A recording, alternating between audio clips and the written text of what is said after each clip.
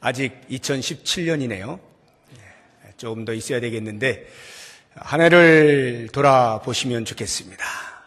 각자 삶에 어떻게 하나님께서 인도해 오셨는가를 조용히 묵상을 해보면 이러저러하게 우리 하나님께서 인도해 오신 것들을 떠올릴 수가 있을 것이고 또 감사하지 아니할 수가 없을 것입니다. 그러면서도 아쉬운 마음도 없지 않겠죠. 특별히 우리가 한 해를 돌아보면서 여러 삶의 많은 영역들이 있지만 그 가운데에서 가장 어렵다라고 생각되어지는 영역이 있다면 아마도 인간관계 영역이 아닐까 하는 생각을 해보는데요. 이 인간관계라고 하는 것은 가장 어려운 영역입니다. 왜냐하면 다른 것들은요 이렇게 저렇게 버틸 수가 있어요. 그런데 이 인간관계에 있어서 어려움을 겪게 되어지면 정말 힘들어요. 그렇지 않습니까? 우리 남자들 이렇게 직장이나 뭐 사업터가 됐든지 밖에서 열심히 일을 합니다. 성취감도 맛보고요. 사람들에게 인정도 받습니다. 그리고 집에 들어왔는데 아내한테 바가지 긁히면 어때요? 무너지는 거 아닙니까? 한순간에. 내가 이런 존재인가? 아주 초라하게 느껴지지 않습니까? 사람과의 관계에서 원만하지 않으면 다른 것들이 다 잘 돼도 마음이 편치가 않은 겁니다. 그렇기 때문에 인간관계라고 하는 것은 가장 어려운 영역이면서 동시에 가장 중요한 영역이기도 한 것입니다. 그렇게 볼 때 2017년 한 해 동안에 과연 그 영역에서 나는 100점을 만점으로 할 때 몇 점 정도 줄 수 있을까 한번 지금 생각해 보십시오. 80점 정도? 아니면 60점 정도? 아니면 그래도 상당히 나는 한 90점 이상 될 것 같아 라고 각자 점수를 매겨보시기 바랍니다. 만약에 점수가 시원찮게 매겨지시는 분이 계신다면 2018년 한 해 동안에는 다시 한번 이 부분에 있어서 오늘 말씀을 통하여 도전을 받고 새롭게 결심하고 2018년 한 해를 마치고 다시금 점수를 매길 때는 좀 더 높은 점수를 매겨보자 라고 하는 그러한 바람을 가지고 오늘 말씀에 귀를 기울여 주시면 좋겠습니다. 오늘 말씀의 제목이 모든 사람과 더불어 화목하라 하는 것입니다. 오늘 말씀, 본문의 말씀 18절을 보시면 할 수 있거든 너희로서는 모든 사람과 더불어 화목하라. 이 말씀을 제목으로 삼고 같이 생각을 해볼 텐데 여기에 나오는 모든 사람은 어떤 사람들을 포함할까를 먼저 생각하면 좋겠습니다. 그냥 모든 사람이면 다 포함되는 거죠. 그러니까 굳이 누구누구를 말할 필요가 없습니다. 모두니까요. 그런데 그렇게 하면 모두와 화목해야 한다는 이 말씀이 귀에 잘 들어오지 않습니다. 그냥 추상적으로 저 위에서 이렇게 떠도는 말이 되지 그래서 내 삶에서 어떻게 화목하는 일을 해볼까? 누구와 하지? 라고 할 때 적용이 쉽게 되지 않습니다. 그래서 제가 여러분들의 적용을 돕기 위해서 크게 한번 나눠보겠는데 이 모든 사람을 크게 둘로 나눈다고 하면 한 부류는 신자, 우리 성도들을 말하는 예수를 믿는 신자. 그러면 또 다른 부류는 불신자가 되겠죠.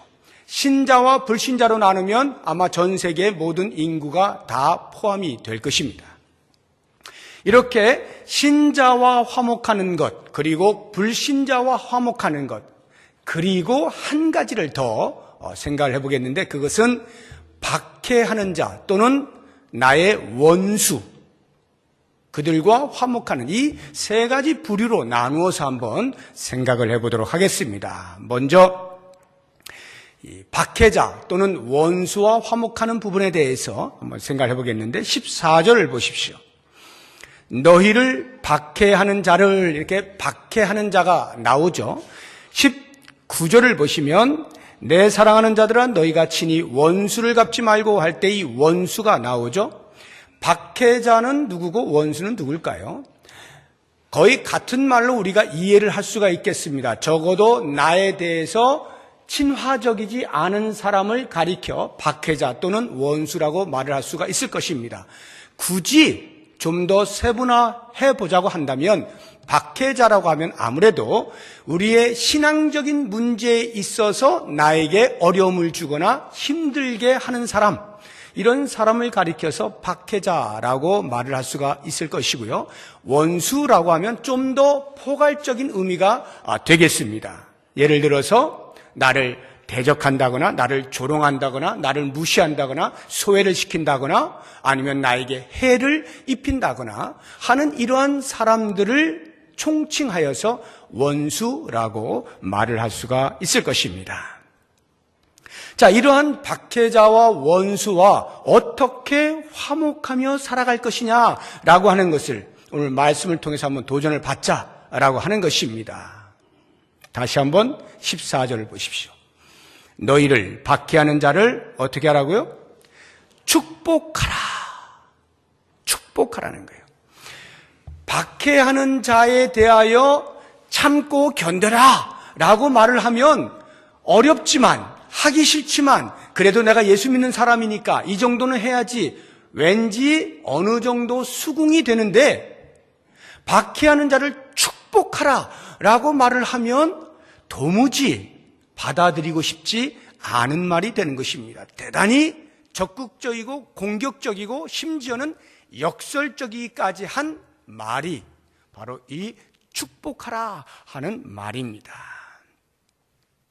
우리 성도들에게는요, 권세가 주어져 있는데 특별히 말의 권세가 있어요. 우리가 말을 할 때 다른 사람을 축복하면요, 그 복이 그에게 임하는 것입니다. 내가 다른 사람을 저주하면요, 그 저주가 그 사람에게 임합니다.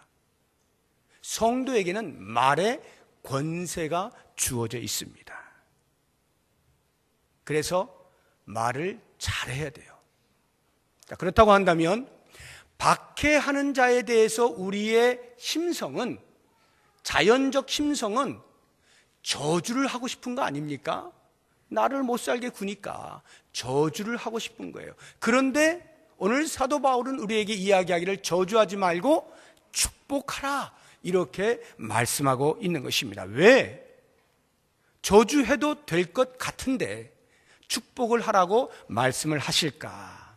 몇 가지 생각해 보면요, 우리가 우리를 박해하는 자를 위하여 축복하는 것을 통해서 그가 복을 받을 때 복 중에 최고의 복이 뭐겠어요? 예수 믿는 거겠죠. 구원을 얻는 거겠죠. 내가 복을 빌므로 인하여서 한 영혼이 구원을 받는다면 하나님께서 그것보다 더 기뻐하실 일이 어디 있겠어요? 그러니 우리는 마음이 쓰리더라도 저주의 말 대신 복을 빌어줌으로써 그 영혼을 구원시켜 하나님께 기쁨을 드릴 수 있어야 한다라고 하는 것입니다. 뿐만 아니라 나아가서 우리가 복을 빌어줌으로 그 박해하는 사람이 예수를 믿게 되어지고 변화가 되어진다면 당연히 우리를 향한 박해를 그치겠죠. 박해가 그쳐지면 우리는 예수를 믿을 때 평안한 상태에서 믿게 되어지니까 당연히 그들을 위하여 축복의 기도를 해야 한다라고 하는 것입니다. 뿐만 아니라 우리가 복을 비는데 만약에 그 대상자가 복을 받을 만한 그릇이 못 된다라고 한다면 어떻게 될까요? 괜히 헛수고하는 것 아닙니까? 열심히 복을 빌어 주었는데 받을 그릇이 못 돼요. 그냥 하나님의 저주 아래에 있어요. 그러면 나의 모든 수고가 다 헛되는 거잖아요. 그런데 우리 주님께서 말씀하시는 거예요. 헛되지 않다는 것입니다. 네가 복을 빌었는데 그 사람이 받지 못하면 너에게 그 복이 돌아온다라고 말씀을 하시는 거예요. 한번 찾아보겠습니다. 마태복음 10장 12절 13절 말씀 우리 같이 자막을 보시면서 같이 읽어봅니다. 또 그 집에 들어가면서 평안하기를 빌라. 13절 그 집이 이에 합당하면 너희 빈 평안이 거기 임할 것이요 만일 합당하지 아니하면 그 평안이 너희에게 돌아올 것이니라. 받기에 합당하면 그에게 복이 임할 것이고 그렇지 아니하면 그 빈 복이 누구에게로요? 나에게로 돌아온다라고 말씀을 하고 있는 것입니다. 그러니까 복을 비는 일에 있어서 조금도 인색할 필요가 없어요. 그 복이 그에게 임하면 한 영혼이 주께로 돌아오는 일이 되고 하나님을 기쁘시게 하는 일이 되고 우리의 신앙생활이 평안한 중에 할 수가 있게 되어지는 것이고, 만약 그 복이 그에게 임하지 아니하면 그 빈 복이 다 나에게로 돌아오는 것이니 우리는 최고의 복을 빌 필요가 있는 거죠. 우리의 박해자, 우리의 원수와 어떻게 화목할 수 있는가? 축복하는 것을 통하여 할 수 있다라고 하는 것입니다. 그런데 여러분 기억하세요? 성도에게 말의 권세가 있다 그랬잖아요. 저주를 하면 저주를 받게 돼 있잖아요. 축복을 했는데 축복을 받잖아요. 그런데 만약 그 그릇이 안 되면 돌아온다 그랬잖아요. 저주를 했는데 저주가 임합니다. 그런데 만약에 그 사람이 나의 저주를 받을 사람이 아니라면 어떻게 될까요? 그 저주가 나에게로 돌아오는 거예요. 그래서 저주하는 것을 조심해야 되는 거예요. 자칫 잘못했다가 큰 봉변 당하는 겁니다. 어찌 될 줄 알지 못하는 미지의 세계 속에서 왜 그런 모험을 해야 합니까? 차라리 그것을 포기하고 복을 비는 것으로서 그 사람이 잘 되기를, 만약 그렇지 아니하다 할지라도 그 복이 나에게 임하는 것으로, 이렇게 우리의 말의 권세를 사용하는 것이 좋지 않겠습니까? 그렇게 되어질 때 우리는 박해자와 화목하게 될 수가 있다라고 하는 것입니다. 어떻게 하면 원수와 화목하게 될 수 있는가?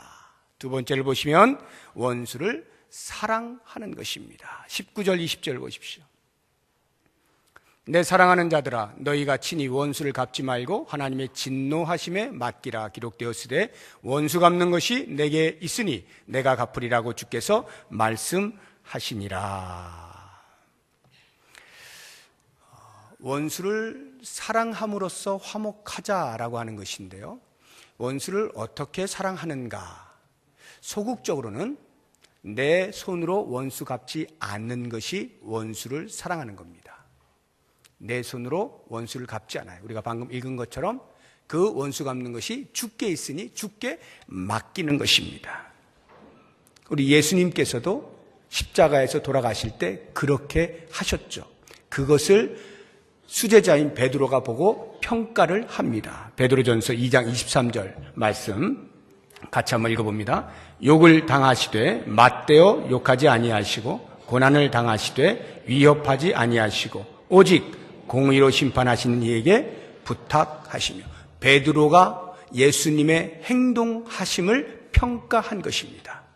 십자가에서 얼마든지 당신의 능력을 발휘하여서 그들을 심판하실 수 있었음에도 불구하고 예수님은 그 모든 심판을 공의로우신 분께 의탁하고 자기는 맞대응하지 않고 그냥 십자가에 못 박혀 죽으셨노라, 이렇게 이야기하는 겁니다. 왜 우리가 원수 갚는 것을 하나님께 맡겨야 합니까? 내가 심판자가 아니기 때문에 그래요. 심판자는 오직 여호와 하나님 한 분뿐이십니다. 내가 설령 심판한다 할지라도 공정하지가 못해요. 사람은 절대로 완벽한 공정을 기하여 공평하게 재판할 수가 없어요. 그것을 하실 수 있는 분은 거룩하신, 죄가 없으신 여호와 하나님 한 분뿐이시기 때문에 원수 갚는 것을 주께 맡기는 것입니다. 만약 우리가 우리의 원수를 갚는다라고 한다면 그것은 17절에 있는 말씀이 됩니다. 17절, 아무에게도 악을 악으로 갚지 말고 라고 되어 있는데, 우리가 원수를 갚는다면 그것은 곧 악을 악으로 갚는 행위가 되는 것이기 때문에 원수 갚는 것을 하나님께 맡겨야 한다라고 하는 것입니다. 시편 94편 1절에 보면 이렇게 말씀하고 있어요. 시인이 여호와여 복수하시는 하나님이여 복수하시는 하나님이여 빛을 비추어 주소서. 원수를 갚아달라고 하나님께 간구하는데 이렇게 표현하고 있는 거예요. 복수하시는 하나님이여 부르는 거예요. 성경에 보면 하나님의 이미지가 많이 나와 있지 않습니까? 자비하신 하나님, 온유하신 하나님, 전능하신 하나님, 전지하신 하나님, 여러 표현들이 있어요. 그런데 그 중에 하나가 이 복수하시는 하나님이라고 하는 표현이 있어요. 그래서 많은 사람들이 오해합니다. 우리는 하나님의 성품, 하나님의 속성을 닮아가야 되는 사람 아니냐? 그러면 하나님이 복수하시는 하나님이니까 우리도 복수해야 되는 거 아니냐? 혹시 이렇게 오해를 하시면 안 됩니다. 여기 시인이 이야기하고 있는 복수하시는 하나님이라고 하는 말은 하나님의 속성이나 하나님의 성품을 말하고 있는 것이 아니라 하나님의 역할을 말하고 있는 거예요. 하나님의 속성에 복수는 없어요. 한 사람이라도 더 구원받기를 원하시고 한 사람이라도 죄에 떨어지지 않기를 원하시는 것이 하나님의 속성이에요. 우리를 향하신 긍휼과 자비가 무궁하신 것이 하나님의 속성이에요. 그러면 이 복수한다는 것은 뭐냐? 그럼에도 불구하고 돌아오지 아니하는 자들을 향한 하나님의 심판주로서의 하시는 역할, 이게 복수예요. 그러니까 이런 복수라고 하는 것은 하나님의 역할이기 때문에 그것은 우리가 따라해야 할 일이 아니라 하나님께 맡겨야 하는 거예요. 그게 하나님의 역할이기 때문에 그렇습니다. 원수 갚는 것 내가 할 일이 아니에요. 하나님께 맡겨야 한다라고 하는 것이고요. 좀 더 적극적으로 원수를 사랑한다라고 한다면 그것은 20절에 나와 있는 방법입니다. 20절 내 원수가 줄이거든 먹이고 목마르거든 마시게 하라. 원수가 어려움에 처했을 때 도와주어라 라고 하는 것입니다. 도와주는 것을 통하여 원수를 사랑할 수 있다라고 하는 것인데요. 이것을 우리 예수님께서 보여주시지 않습니까? 원수가 어려움에 처할 때 오히려 도우시는 거예요. 우리가 예수 그리스도에 대하여 원수의 상태에 있었잖아요.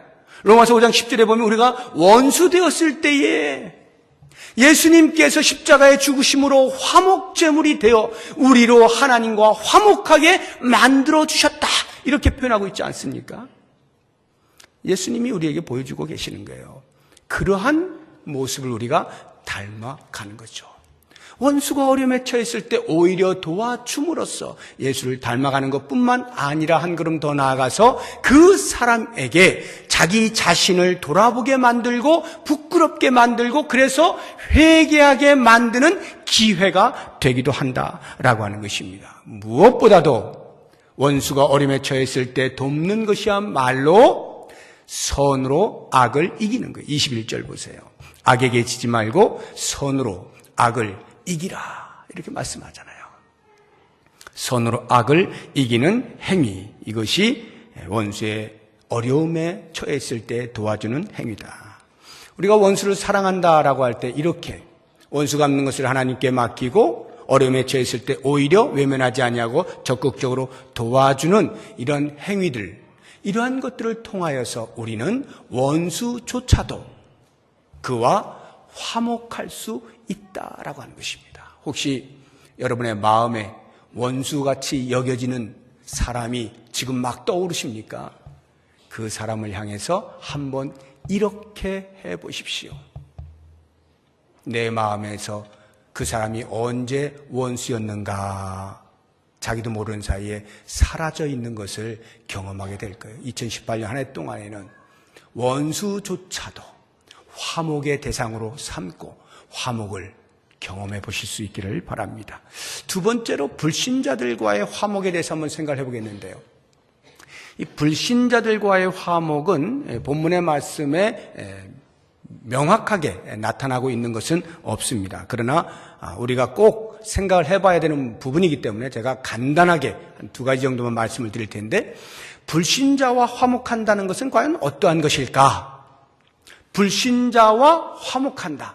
혹시 이렇게 생각하지 마십시오. 나는 신자고 저 사람은 불신자니까, 나는 믿는 사람이 저 사람은 세상 사람이니까 서로 안 보는 것으로, 서로 안 보는 것으로, 나는 나고 너는 너, 이렇게 무관심한 것으로 생각을 하시면 안 됩니다. 반대로 너나 나나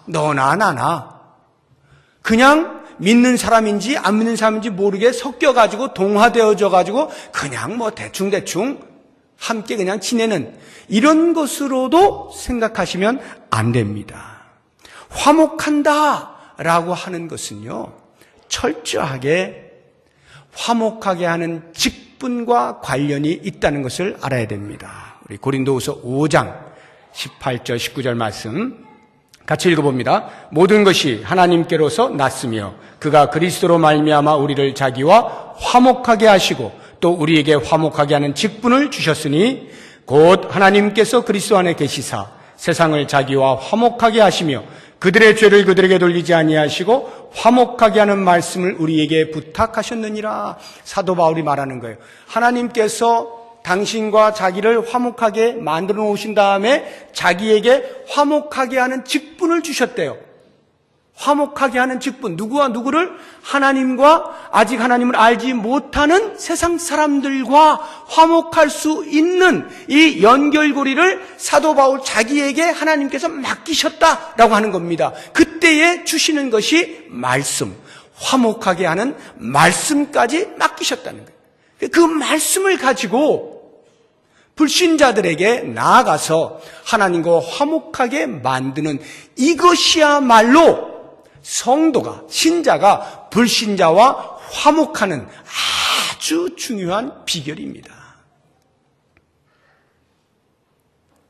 아직 그리스도를 알지 못하는 자에게 그리스도를 소개하고 하나님께로 나올 수 있게 하는 그 일을 하는 것, 이것이 바로 불신자와의 화목이다라고 하는 것을 꼭 기억을 하시면 좋겠어요. 이러한 일을 해나가는 일에 있어서 우리가 반드시 가져야 할 이 마음의 태도라고 하는 것은 그 불신자 영혼에 대한 긍휼입니다. 불쌍히 여기는 마음이, 진정한 마음을 가지고 그를 불쌍히 여기는 마음입니다. 뿐만 아니라 그 사람이 미래의 신자일 수 있다는 가능성을 가지고 접하는 거예요. 미래의 신자일 수 있어요. 그렇기 때문에 우리는 그 사람을 우리가 싸워서 이겨야 할 대상이라고 생각하거나 아니면 대적하여서 내칠 대상으로 생각하지 아니하고 오히려 품어서 함께할 대상으로 여기면서 접근하는 것, 관계하는 것, 이것이 바로 불신자와의 화목이다라고 하는 것입니다. 두 번째로 불신자와의 화목이라고 하는 것은 삶의 모범을 통하여 가능합니다.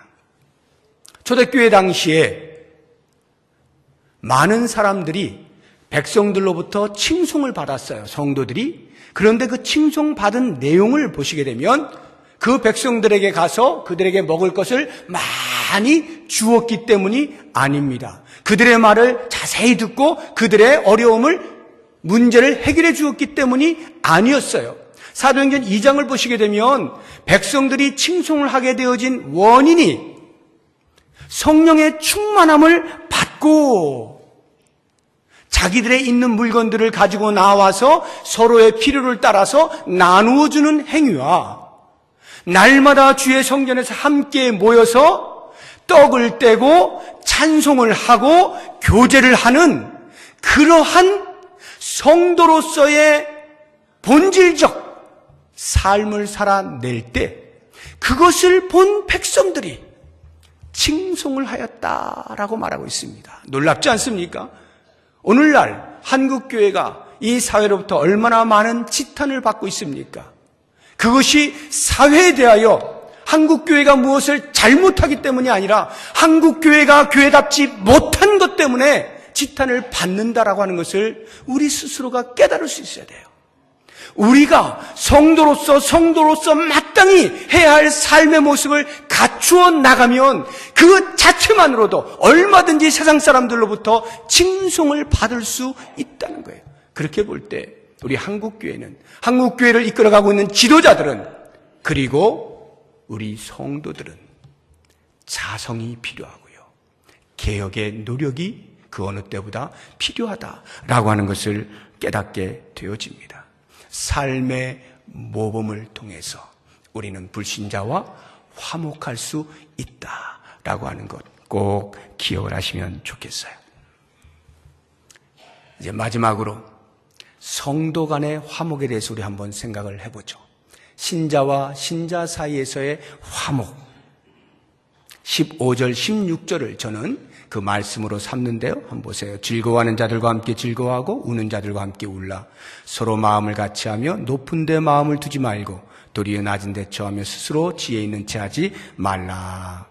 이 말씀으로 성도 간의 화목에 대해서 같이 한번 생각을 해보려고 하는데, 사도 바울은 데살로니가 교회 성도들에게도 너희는 피차 화목해라, 화목해라, 화목에 대해서 강조하고 있는 것을 보게 되는데 한번 찾아보겠습니다. 데살로니가전서 5장 12절 13절 같이 읽어봅니다. 형제들아, 우리가 너희에게 구하노니 너희 가운데서 수고하고 주 안에서 너희를 다스리며 권하는 자들을 너희가 알고 그들의 역사로 말미암아 사랑 안에서 가장 귀히 여기며 너희끼리 화목하라.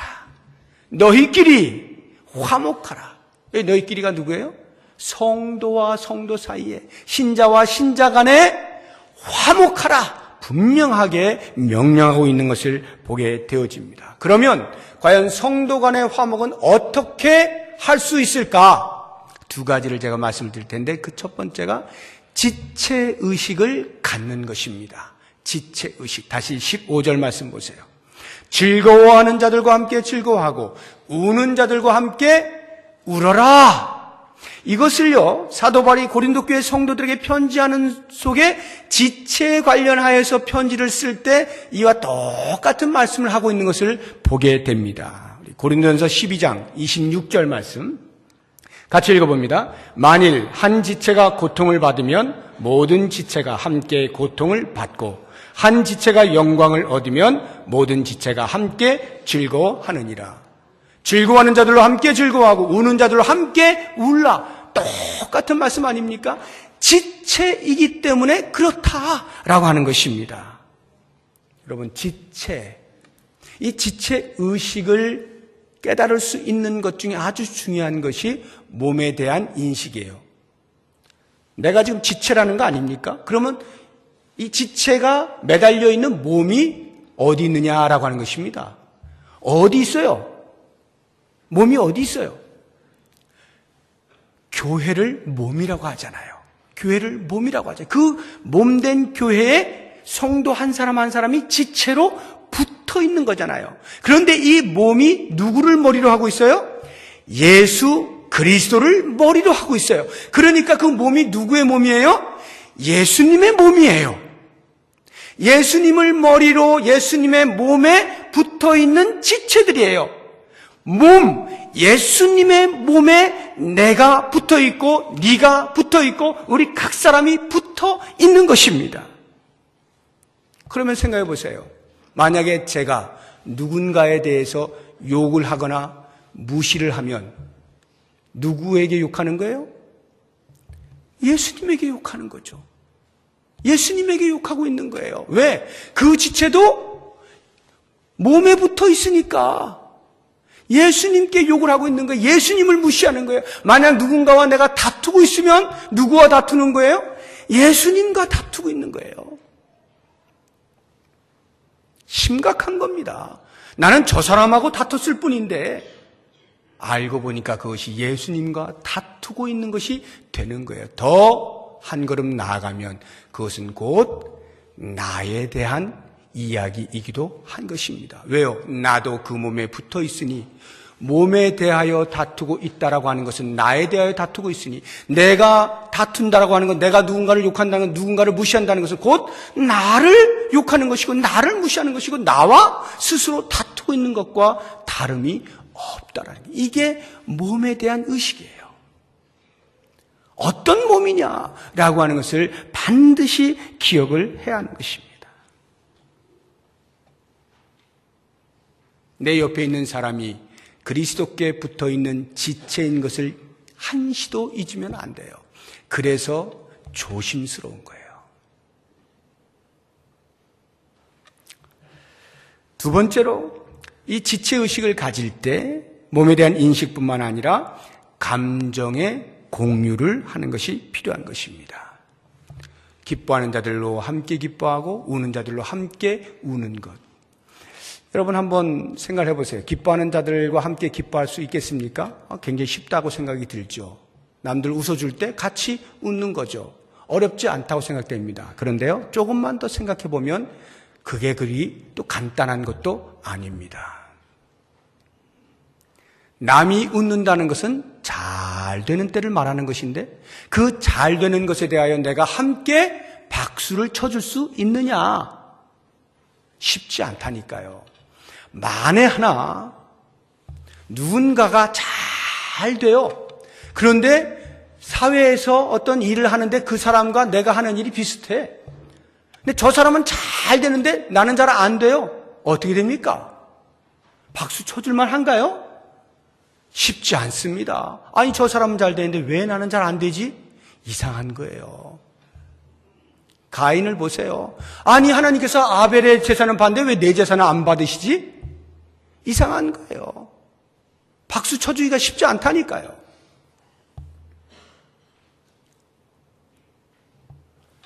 다른 사람이 잘 될 때 그것이 마치 내일인 것처럼 박수를 쳐주는 게 쉽지가 않다고요. 아버지의 재산을 탕진했던 그 둘째 아들 자기 동생이 돌아왔을 때 큰 형이 그 동생에 대하여 박수를 쳐서 환영을 하지 못한다고요. 쉽지가 않아요. 남이 잘 될 때 그것을 박수하고 맞이할 수 있는 것은 예수 그리스도를 믿는 성도의 자긍심, 구원받은 자에 대한 자긍심, 주께서 나를 사랑하셔서 나를 구원하셨다 라고 하는 그 가치에 대한 자긍심을 가질 때만이 비로소 그 모든 것들을 극복하고 같이 즐거워할 수가 있어요. 이 기본적 자긍심에 대한 이해가 없으면 눈에 보이는 것으로 비교를 통하여 같이 즐거워하기가 쉽지가 않다는 것입니다. 여러분 누군가가 우리 주변에서 어떤 일들로 인해서 웃는다면 설령 그것에 대하여 나는 웃지 못할 상황 속에 있다 할지라도 그 사람에 대하여 진정한 마음으로 마음을 열고 박수를 쳐주고 같이 즐거워해 줄 수 있는 그러한 마음이 되는데 이게 지체다라고 하는 것입니다. 뿐만 아니라 함께 슬퍼한다는 것도 마찬가지예요. 우리들은 이렇게 슬퍼하는 부분에 있어서는 감정의 공유가 훨씬 더 자연스럽게 잘 되긴 합니다. 그러나 이것도요, 자칫 잘못하면요, 그냥 순수하게 그렇게 감정을 공유하면서 같이 슬퍼하지 아니하고 그 슬픔에 대해서 자꾸 판단을 하려고 하기 시작하면 공유가 안 됩니다. 저 사람 왜 슬퍼하지? 슬퍼하는 척하는 거 아니야? 저걸 통해서 뭔가를 얻으려고 하는 거 아니야? 이러한 판단을 자꾸 하게 되면요, 마음이 열리지가 않아요. 그래서 그 슬픔에 동참이 안 됩니다. 같이 슬퍼지지가 않고요, 오히려 비난을 하게 됩니다. 슬퍼하는 자들의 그 마음을 헤아리고 같이 마음을 열고 감정이입을 하는 이러한 것이 지체다. 몸에 붙어있는 어느 한 지체가 아프면 누구도 함께 아픈 것이고 어느 한 지체가 영광을 받으면 누구도 함께 영광을 받는 것, 이것이 지체라고 하는 것 꼭 기억을 하면 좋겠습니다. 그래서 우리가 역지사지라고 하는 말을 많이 쓰고 있는데 한번 내 상태를 한번 생각해 보세요. 내가 기쁜 일이 막 생겼어요. 그런데 주변에서 그것을 놓고 함께 기뻐해주면 좋지 않습니까? 근데 옆에서 막 배 아파하고 인상 쓰고 이러면 얼마나 기분이 나쁩니까? 나는 지금 좋은데 기분이 굉장히 나쁘죠. 내가 지금 굉장히 슬퍼요. 힘든 일이 생겼어요. 눈물이 나요. 그런데 주변에 자꾸 저거 왜 그러지 하고 곁눈으로 막 쳐다보고 판단하려고 하고 비난하려고 한다면 견디기 쉽지 않을 겁니다. 그렇다면 다른 사람도 마찬가지죠. 내가 그렇다면 다른 사람도 마찬가지예요. 역지사지를 하면 훨씬 더 감정을 공유하는 것이 쉽다라고 하는 것입니다. 성도 간의 화목에 있어서 또 한 가지 중요한 방법은요, 겸손하는 것입니다. 겸손할 때 성도 간의 화목이 가능해집니다. 16절 말씀 보세요. 서로 마음을 같이하며 높은 데 마음을 두지 말고 도리어 낮은 데 처하며 스스로 지혜 있는 채 하지 말라. 한마디로 이야기하면 겸손하라 라고 하는 것이에요. 자기보다 남을 더 높이 여겨라, 더 낮게 여겨라 라고 하는 것이거든요. 빌립보서 2장 3절 말씀 같이 한번 읽어봅니다. 아무 일에든지 다툼이나 허용으로 하지 말고 오직 겸손한 마음으로 각각 자기보다 남을 낮게 여기고.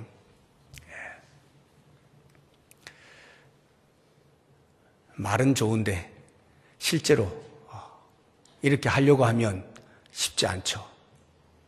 내가 저 사람보다 똑똑한 것 같은데, 내가 저 사람보다 더 나은 것 같은데, 저 사람을 나보다 더 낮게 여겨? 그렇게 쳐줄까? 혹시 나는 그래도 웬만큼 똑똑해 라고 생각하시는 분 계십니까?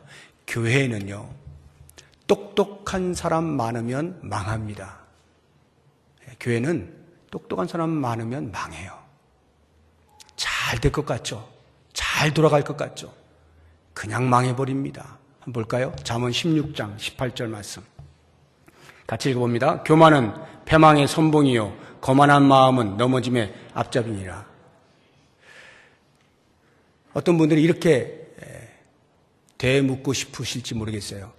똑똑하고 겸손하면 되는 거 아니냐? 똑똑하고 겸손하면 교회 잘 돌아갈 것 아니냐? 어떻게 생각하십니까?